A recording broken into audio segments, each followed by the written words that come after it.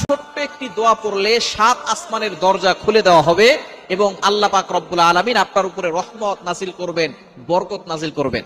এমন একটি দোয়া আছে যে বাক্যগুলো খুবই সহজ এবং উচ্চারণ করাও সহজ, এবং আপনি আমল করলে একবার বলার সাথে সাথে নবীজি সাল্লাল্লাহু আলাইহি সাল্লাম জানিয়ে দিয়েছেন তার জন্য আসমানের 7টি দরজায় খুলে দেওয়া হয়।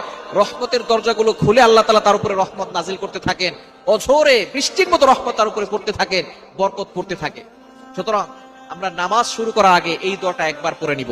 নবীজি সাল্লাল্লাহু আলাইহি সাল্লাম জানিয়ে দিয়েছেন, একবার নবীজি সাল্লাল্লাহু আলাইহি সাল্লাম মসজিদ নববীতে এমন সময় এক সাহাবী এই বাক্যটা পাঠ করেছে। নবীজি সাল্লাল্লাহু আলাইহি সাল্লাম নামাজ শেষ করে বললেন, কে এই বাক্য পাঠ করেছো? কেউ কোনো কথা বলে না। তখন এক সাহাবী নবী সাল্লাল্লাহু আলাইহি সাল্লাম অভয় দিলেন যে কোনো ভয় নাই, বলো।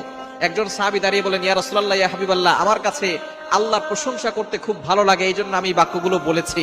তখন নবীজি সাল্লাল্লাহু আলাইহি সাল্লাম বলেছেন, তুমি যখন এই বাক্যগুলো পড়েছো সাথে সাথে 7 আসমানের 7টা দরজায় খুলে দেওয়া হয়েছে এবং ফেরেশতারা রহমত নিয়ে বর্ষিত হচ্ছে জমিনের দিকে এবং তোমার উপরে বৃষ্টির মতো রহমত নাজিল হচ্ছিল।